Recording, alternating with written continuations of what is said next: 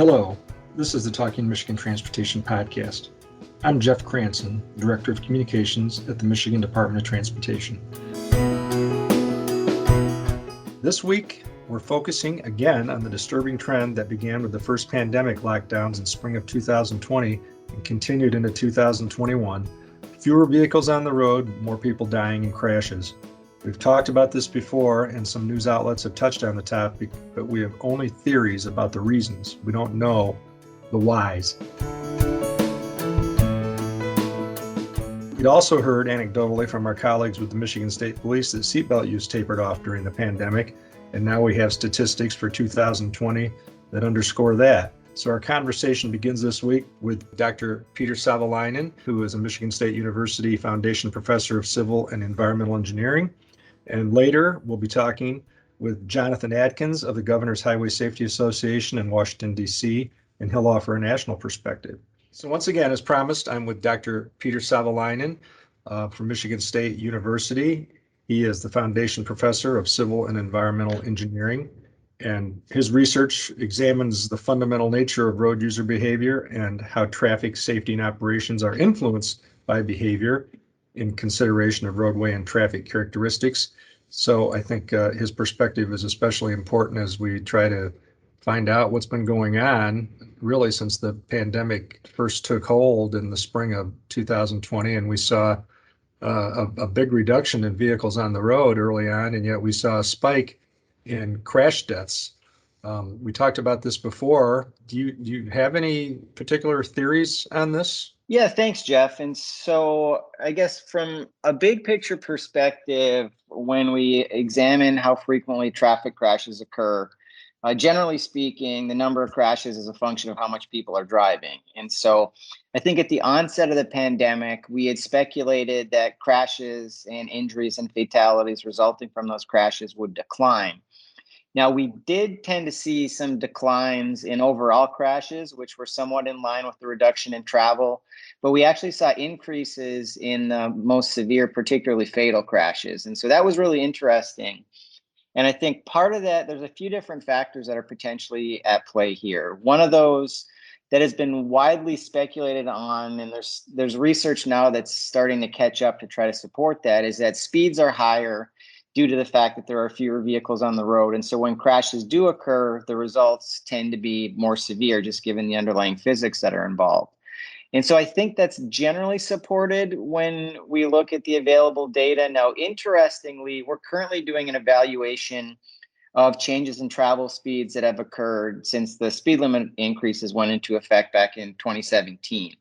And when we look at those data, and so this would be vehicles that are free to travel as fast as they would like under uncongested conditions, there really isn't much of any change between 2018, 2019, and 2020, generally speaking. But when we get into the slightly more congested areas and we get into more urban environments, as an example, I think that's where we're going to start to see some of the bigger differences. So particularly these higher speeds, as you get into conditions that were somewhat congested, but not as congested as they were previously, I think that's definitely something that's playing a role here. Now, beyond that, and this is where it becomes somewhat more difficult for us to measure, is that the driving population was probably quite a bit different, particularly during the early stages of the pandemic, than we would see in normal pre-pandemic years. And so to that end, as an example, the people that would tend to travel most frequently would be those who were working in essential jobs or were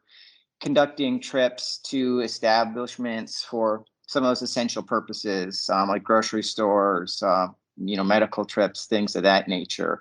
But if you look at that broad cross-section, it definitely is different in various respects from normal conditions. And I think that the subset we're particularly interested in there would be the highest risk drivers. And by highest risk, we're thinking about things like those who tend to drive excessively fast, those who tend to drink and drive, those who drive unbelted and engage in other types of unsafe behaviors. Now, I would suspect that those same individuals would also be less likely to maintain social distancing and stay-at-home orders, as an example. And so I think you probably, if you were to examine it in great detail, would see a higher risk subset of drivers in general, which is probably also playing a role, but it's a bit more challenging for us to get detailed data there because the information we have on how many vehicles are using the roadways obtained from sensors, and we really don't have a good sense as to the constituency of the driving population ultimately.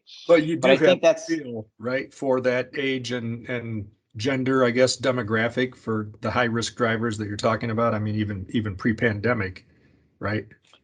yes, certainly. So there are ways we can get into some of those subsets, and when we look at some of the information that's recorded on the police crash report and things of that nature, I think we'll be able to start to dig into some of these issues in much greater detail. And so to that end, just recently, we now have access to complete crash data from calendar year 2020. So among the other delays that were introduced by the pandemic, it took a little bit of time to get all of the crash data processed. And so we're in the early stages of comparing 2020 profiles to some of the preceding years. And I'm expecting we'll see some very interesting results there. Now, unfortunately, like I said, we just received access to those data. And so it'll probably be at least a little while until we start to see some rigorous analyses there. But I think just at a very high level, if you look at some of the general trends, there are things like seatbelt use is the lowest that it's been among crash involved occupants in several years now. And so that gets back to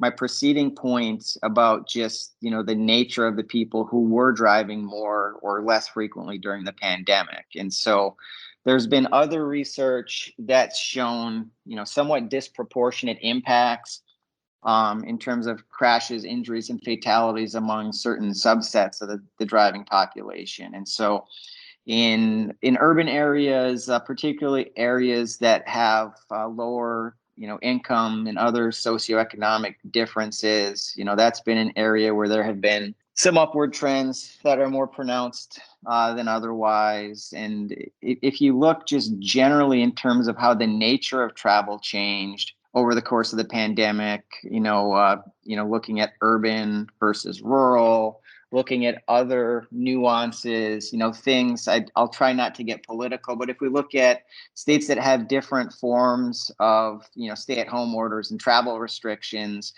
we definitely saw differences in terms of the impacts of those government orders on travel.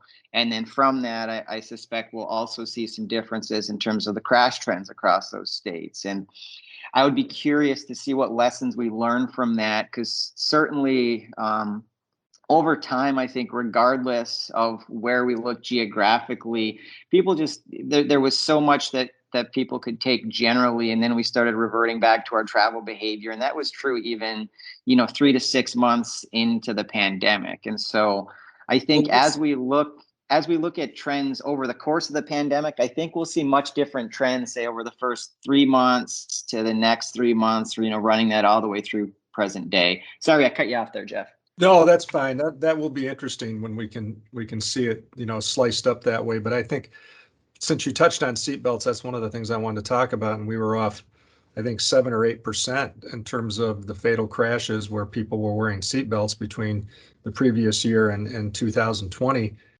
I understand that you don't want this to become a political discussion, but what is your theory as to why that would be? So again, I think at a high level, my first guess would be simply we're looking at different subsets of drivers who are constituting a larger share of the total travel. And so I think the people that traveled the least during the pandemic were likely those people who generally tended to be most risk averse. So they would tend to drive more cautiously as compared to our quote unquote average driver. And then in contrast, the people that would tend to exhibit, lesser degrees of concern from a risk standpoint might not have changed their travel behavior much, if at all. And so I think that will help to explain some of that, I suspect. But really, like I said, it's difficult until we really get into the data to truly understand what's happening there. But that would be my guess based upon a number of other studies that have been conducted over time that tend to consistently show that the people who tend to drive unbelted will engage in some of these other unsafe behaviors as well. And so by and large, for a crash to occur, it's not just one circumstance, it's a combination of circumstances that lead to that crash occurring. And so, between the lower traffic volumes, the higher speeds, and then potentially a less risk averse subset of drivers, I think it's really the combination of all those different factors that have led to some of the trends that we've seen in 2020. And unfortunately, it looks like we're tracking in the same general direction in 2021. So even as travel levels are continuing to rebound, I think we're still seeing some elevated risks for serious and fatal injuries based on the preliminary 2021 data I've seen at this point. Well, it's anecdotal, obviously, but I don't know what you're seeing on the roads, but I feel like I'm seeing on the freeways, especially higher speeds than there were pre-pandemic. Even now, as traffic volumes return to what they were. Yeah, I guess that's probably true. If we look at Michigan as compared to other states, I think we tend to see higher speeds, relatively speaking, and that's a function of a wide variety of different factors, I think. But like I said, we've at least looked at some of the data where those speed limit increases have occurred, and we haven't seen as large of an increase there. Now, the area that's missed as a part of those studies are some of the denser urban areas, which is where I suspect those speeds would have went upwards by a greater amount, simply because that's where we'd probably see the largest reductions in travel, and as a consequence, you'd see higher than typical speeds, particularly if you're looking at the larger metropolitan areas, around Detroit, Grand Rapids, some of the other larger cities where you do have some freeways that are 55 or even 70 miles per hour, where speeds tended to be lower due to congestion. And when that congestion was removed, I think speeds went up. And then, again, we're largely speculating here, but it's possible that just some of those higher speeds were then retained moving forward, even if as traffic starts to return closer to its normal levels. I think that's probably true.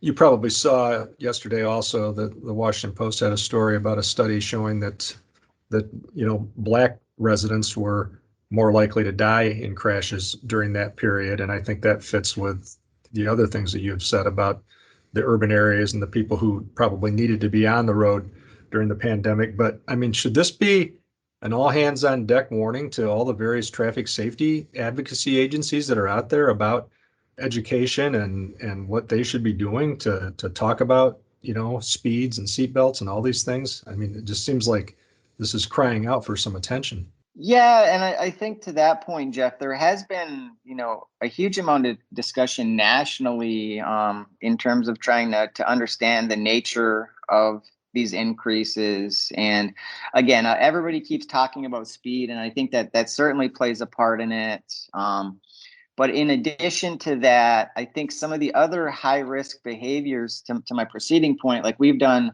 regular studies on seatbelt use as well as distracted driving and cell phone use. And so those areas, they've somewhat tapered off, I think. And so, for example, we already talked about how seatbelt rates had gone down.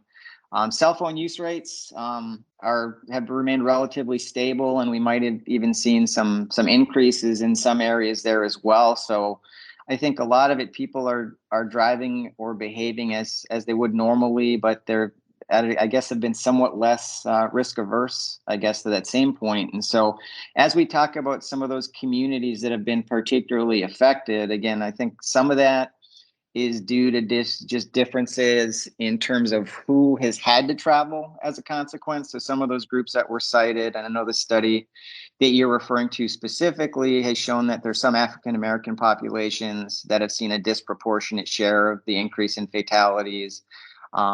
Native Americans and some other areas have also been affected for some different reasons there.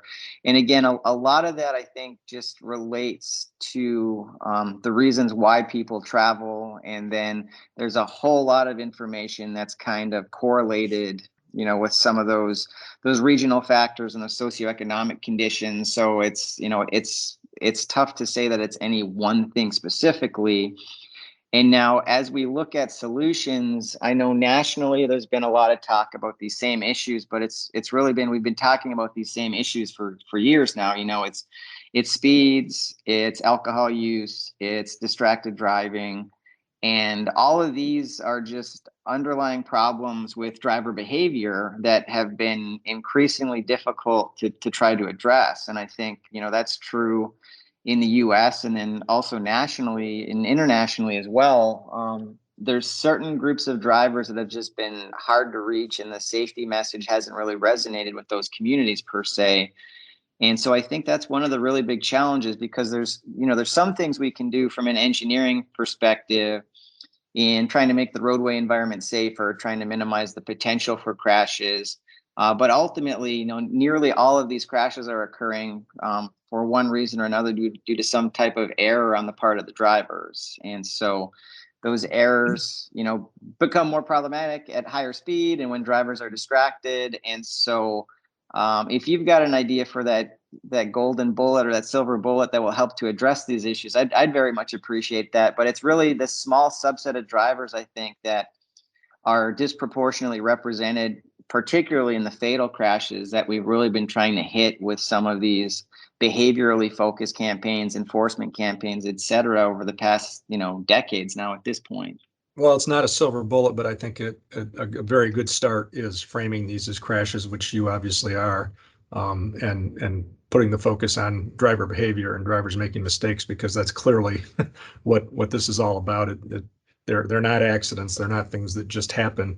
So talk a little bit, because you mentioned distracted driving, and we have to believe that hands-free use of cell phones has gone up as more and more cars are equipped with that and the technology becomes more readily available. Do you have any research, or anything that has helped you draw conclusions about whether or not you are less distracted if you're using a hands-free device, if you're using Bluetooth through your car as opposed to, holding on to the phone? So if we look generally at the research on driver behavior, there's three types or classes of distractions that are particular concern to us. One of those would be a manual distraction. So something that requires you to take your hands off of the steering wheel. And that could be, using a handheld cell phone or tuning your car stereo or whatever the case may be. Secondly, the visual distraction. So anything that's requiring you to take your attention off of the driving environment. And that would be, looking at objects inside or outside of the vehicle, but not directly in front of you in the roadway. And then thirdly, and of particular concern across the board, is any type of cognitive distraction. So if you're thinking about anything other than the driving task, that's also taking your attention away. And so as we look at hands-free versus handheld cell phone use, we do potentially do away with the manual distraction there to a degree. Now, you may have to push a button in order to accept or dial the call in some of these instances, but you're at least still keeping your eyes on the road, but that cognitive distraction is still present. And so if you look at the literature, we might see some what of a lesser risk in hands-free versus handheld cell phone use, but it's certainly not as if you're driving as normal there, because you're not paying your full attention towards the primary driving task. And I think if you look at the general statistics, comparing states that have different levels of restrictions on phone use, we hadn't seen quite the decline we would hope when you look at bans on handheld phone use. So I think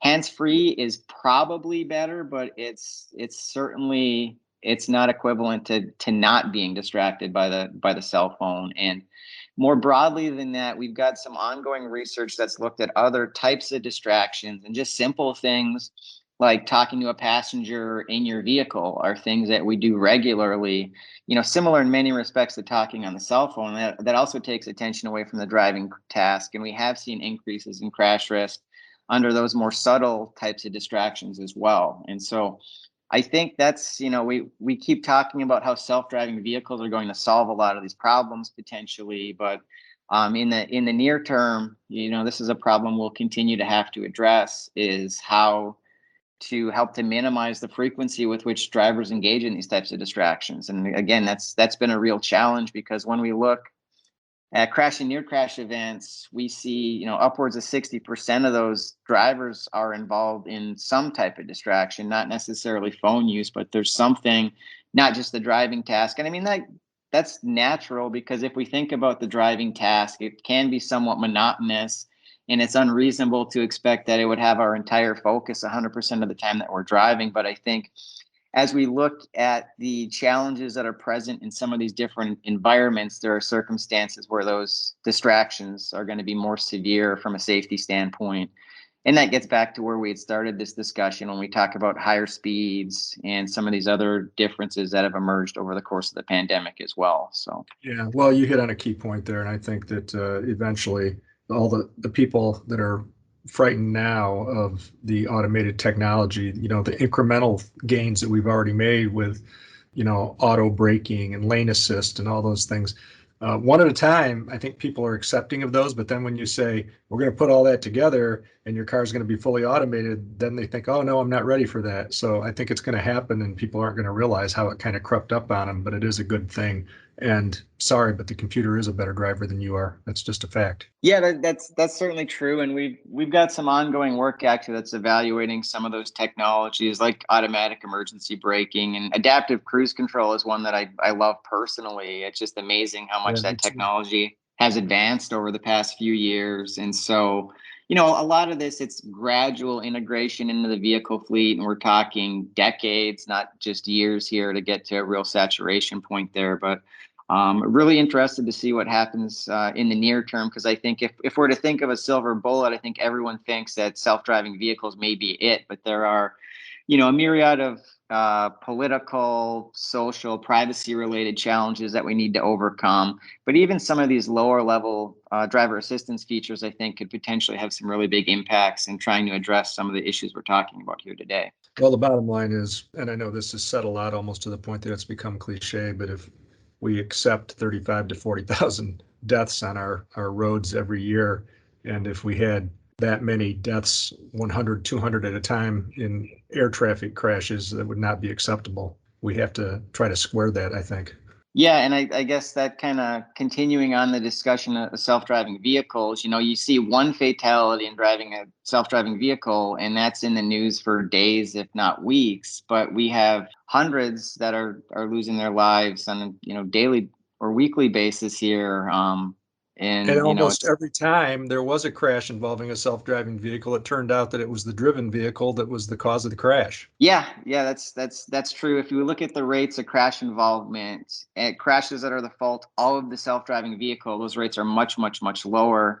But crashes involving other, oftentimes less patient human drivers, and that gets back to some of the practical issues. Those self-driving vehicles are typically driving the speed limit and engaging in other more safe driving practices, and in part because of liability concerns. But I think this that kind of circles back again to those more aggressive drivers who tend to be more likely to be crash involved. They don't have the patience to wait for those self-driving vehicles. And so I think we're probably talking a few years down the road here now, Jeff, but I'd be really interested when we see a fairly large mix of these self-driving vehicles to see how these other drivers tend to adapt. So Yes, it will be very interesting to watch.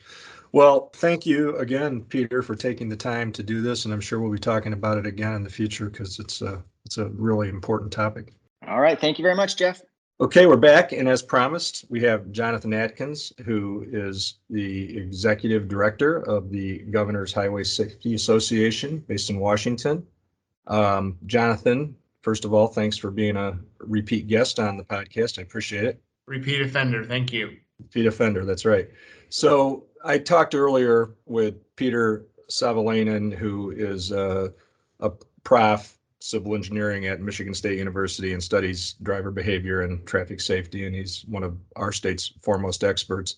And as you would guess, he's kind of scratching his head and disturbed about the trends that we're seeing here and elsewhere in the country. You and I last talked about this a few months back. With some time to absorb more and look at more research, I mean, what do you think is the reason? Is it as simple as fewer drivers on the road, so people started driving faster and they just kept driving faster? Or, what do you account the spike in crash deaths, not a spike in crashes, but crash deaths? What would you blame that on? It's with traffic safety, unfortunately, it's never just one factor, but we think speed is certainly a big factor. We now have preliminary data from the full year of 2020, and overall fatalities are up 7%.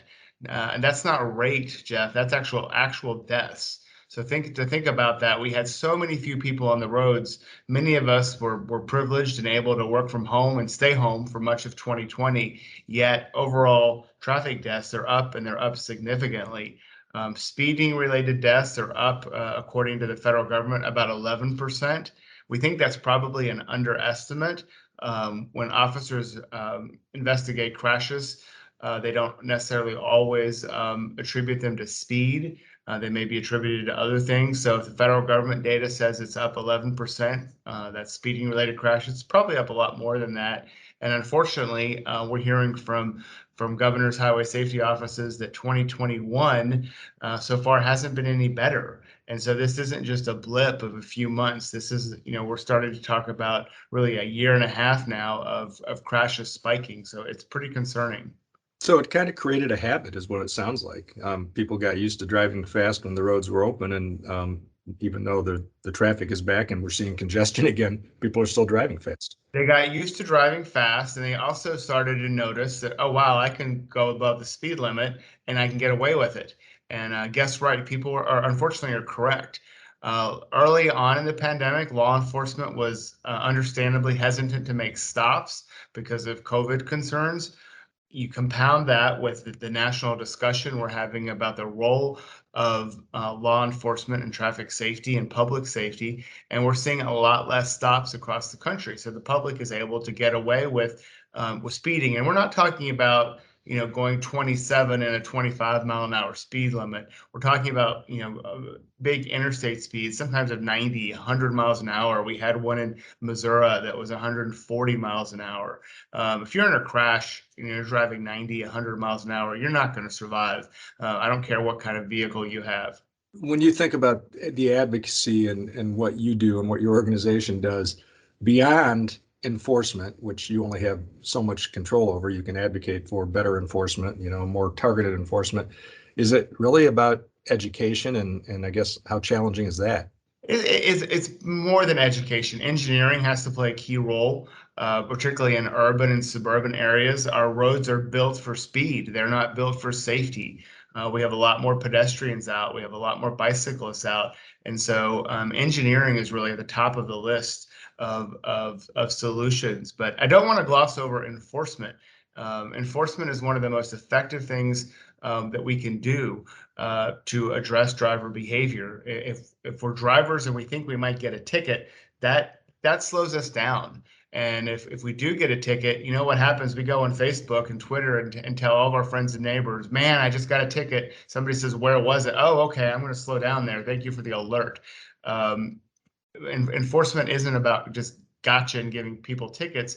It's about changing behavior.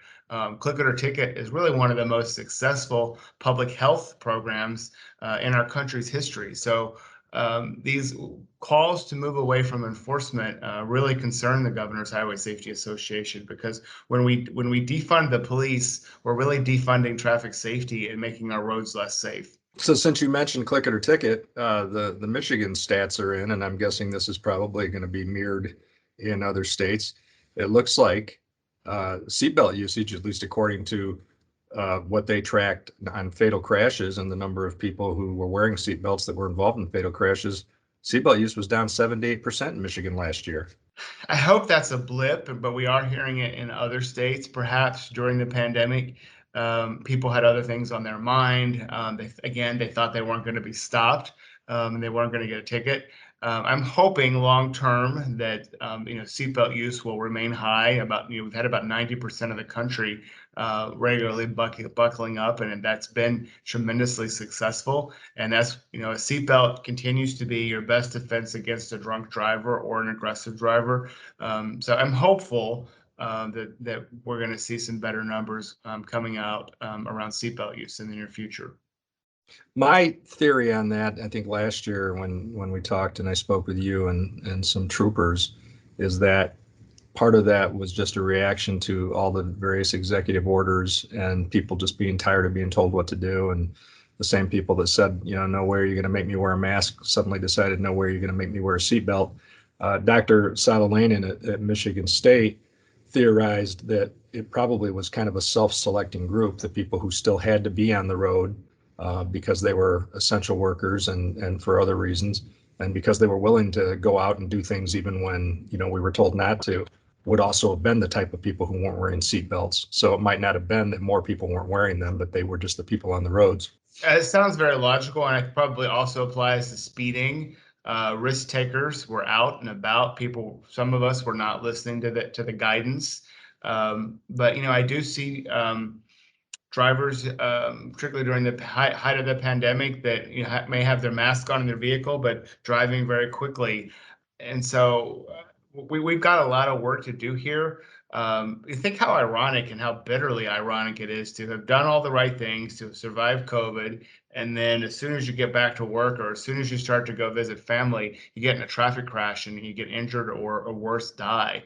We don't want to just as we start to have some positive momentum in this country, having traffic crashes go up significantly, and we're talking about 40,000 people dying every year, is really significant. We need this same level of energy and commitment that we've had to address COVID, to address traffic crashes, because 40,000 of our friends and neighbors continue to die every year, and we find that unacceptable. Well, yeah, and if we had 400, 100 passenger airliners go down, they would be huge stories, each of them. And so I wonder if some of this is the creativity of the media to put that 40,000 number in context and perspective. And I say this as a person who spent most of my career in media, but it's easy to take it for granted when they happen one at a time, I think.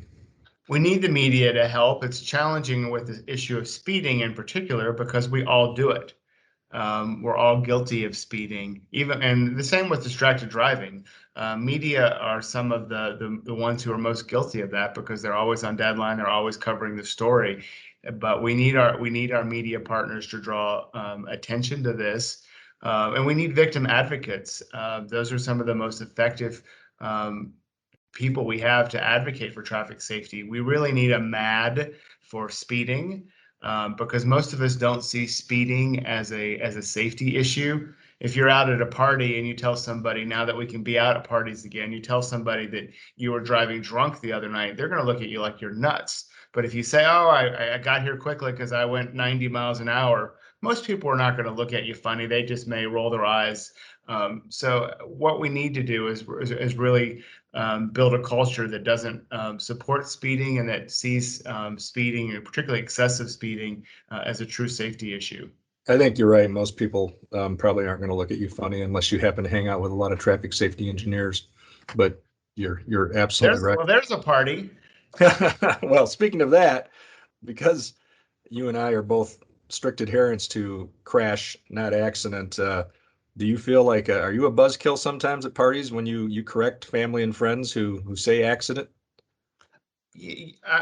Probably. I think people are always surprised that those of us in traffic safety, some of us are social drinkers, as an example. I'm always the first one to say, how are you getting home? Do you know about Uber and Lyft?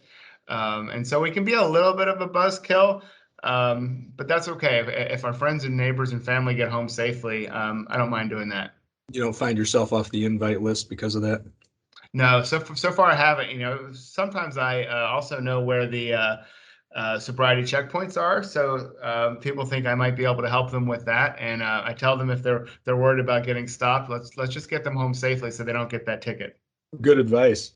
Yeah, so Waze and Google obviously will alert you to speed traps, and I don't know if that's counterproductive or not. Maybe some police would say as long as people think they're out there, maybe that creates an awareness overall. And some other people would say, well, that defeats the purpose if they just feel like they can, dodge them. And I suppose it's the same with sobriety checkpoints. Yeah, there are different opinions on that. I always say that just, if you know about one checkpoint, there are probably a couple others you don't know about. But the success with enforcement is that high visibility. It's not necessarily writing tickets. It's that law enforcement are out there. That slows everybody down. That changes behavior. And so the more of that we can do, and the more of it we can do with community support and community buy-in is really important. Well, you made a point last time we talked, and I think it's relevant to what you said earlier about people getting used to driving faster. And that's the 85th percentile, there are still a number of people. I see these bills, sponsored in Michigan to raise more speed limits, especially on rural 2 lanes. And so many people have bought into this idea that the 85th percentile is the benchmark, and that's really all you need to look at. And I think what you said earlier about people's speeds creeping up and staying there just proves the problems, the flaws in using the 85th percentile. I think there's movement finally away from that, and we are seeing some discussions in state legislatures when speed limit increases are discussed about the impact on public safety. And so I think the tide is beginning to turn. I think more of us are out walking and biking, and that changes our perspective sometimes a little bit. We don't have the lens of a motorist, but we have then the lens of a road user. Most of us bike, many of us, or most of us walk rather, many of us bike. That changes your perspective a little bit. Well, yeah, and I was talking to your friend and mine, Lloyd Brown at Ashto, about that just earlier this morning because of, I don't know if you saw a hack on a dynamic message sign in Brooklyn that got a lot of Twitter traction, not just because it was funny, but because of the messages about how cars kill people and, our roads aren't safe for pedestrians and cyclists. And it's scrolled through a lot of these kinds of messages. I mean, really, here we are more than 100 years since motor vehicles first took to the roads and were, in fact, mowing down pedestrians and cyclists.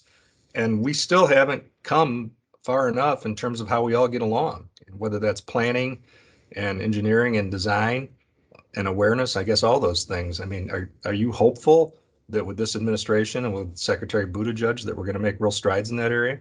Well, certainly having a secretary who's biking to work is exciting for many of us. We've got a lot of work to do. I think that one of the good things to come out of the pandemic is that we're, particularly in urban areas, we're looking at how we use streets a little bit differently, thinking about streeteries and making sure that public spaces are accessible to all. So I am hopeful. We have to learn to get along, and just because I'm a pedestrian and a bicyclist doesn't mean I don't have a car as well, and that I hate people with cars. I like to remind people that Twitter is not life. Most of us bike and walk and drive, and we do want to be able to get along with each other. I think that's important. Well, there's an understood resentment, I think, by some people who, need a car to survive, and it's just the opposite of some people who take public transportation because they can't afford a vehicle. There are some people who can afford to not have a vehicle, depending on the expensive urban area you live in and what's available to you in terms of other transportation options, and the fact that maybe you can just afford Uber when you need it. Right, So and those of us, I'm from West Virginia, and I always sort of chuckle when people say, well, why don't you just take the subway or use Uber or Lyft? A lot of areas in the country don't have those options. And so we have to make sure that we're not thinking of this purely from an urban lens. yeah. So let's talk a little bit about something that I know you touted on your website, and the Washington Post did a pretty thorough story about, and that's the data that shows that minorities, blacks, American Indians, Latinos, suffered greatly or more greatly, I guess, because of crashes during the pandemic. What do you think that tells us? Yeah, the Governor's Highway Safety Association looked at data from 2015 to 2019 and confirmed really what we already knew, is that traffic crashes impact minority communities at a much greater rate and level than those other communities. And so, it's really a reminder that we need to think about transportation broadly. We need to make sure that all communities have safe and accessible bicyclist paths and safe places to walk. We need to look at emergency vehicles and emergency response times. Sometimes communities that have a higher percentage of people of color may not have access to the best emergency medical equipment. It may take longer to get to some of those neighborhoods, so the response times can go down. We also have to look at how we engage these communities and how we message to them. We need to make sure that people that are advocating for traffic safety and thought leaders represent and look like the communities that they serve. That's really important for law enforcement. We need to have law enforcement leaders that are persons of color, that are female, that again live in diverse communities. There's a lot that has to be done on that, and the study from GHSA reinforces that. And then we have new data that you referenced from NHTSA that showed Black individuals significantly more impacted by traffic crashes in 2020. Non-Hispanic Black people deaths were up 23%. That's huge. Think about 23%. A lot of different thoughts on why that may be. Some folks who are smarter than I am have said that it may be that minorities and lower income people were the ones that had to be on the roads in 2020 because of they didn't have the privilege that some of us have had to work from home, thinking about restaurant workers and hotel workers and others. Absolutely. That absolutely had to be at least part of it. I mean, going to where you started, there's no single one reason, but that has to be a factor. Yeah, and we have to do better, and we have to commit to do better, and it can't be just something that we talk about. Equity has to be an ongoing effort by highway safety offices, by state DOTs, and others. It's never, it can always be better. Some states are probably better than others. Some communities are better than others, but it can't just be a buzzword that we talk about because there's a new president. It has to be really a factor in all the work that we do. Even for organizations like the DOT or GHSA, we need to look at how we recruit staff people. Are we posting jobs at institutions that are diverse? Are we just posting them in our own social networks? Sometimes that doesn't give you a broad applicant pool. We really have to bring in people from the communities we serve and that look like the communities we serve.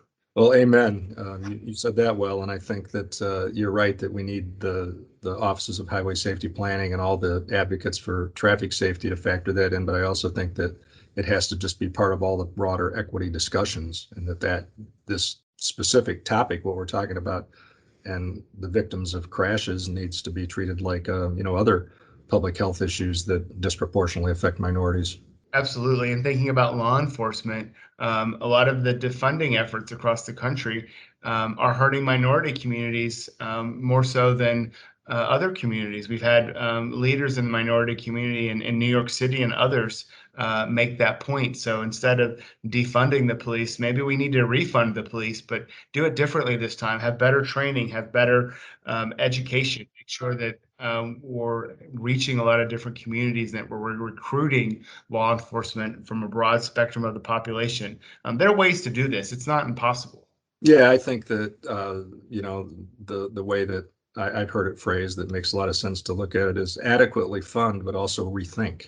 That's what we should be talking about. Rethink, accountability, transparency. There are ways to do this, and I'm always optimistic, and I'm optimistic that long term public safety and policing will be a lot better in this country as a result of the difficult conversations we are having right now. Well, now you've given me an excuse to link in the show notes to what the president has spoken about the last couple of days in terms of committing more funding and resources to policing. So thanks for that. Sure. Okay, Jonathan, this is great as always. Maybe we can revisit this again in a few months and see if, hopefully we're still emerging from the pandemic and, more people are on the roads yet, that we're also seeing better results. So thanks again for taking time to do this. Sure. Appreciate your time, Jeff. Thank you again for listening to this week's edition of the Talking Michigan Transportation Podcast. I would like to thank Randy Dubler and Corey Peedy for engineering this week's podcast. To subscribe to show notes and more, go to Apple Podcasts and search for Talking Michigan Transportation.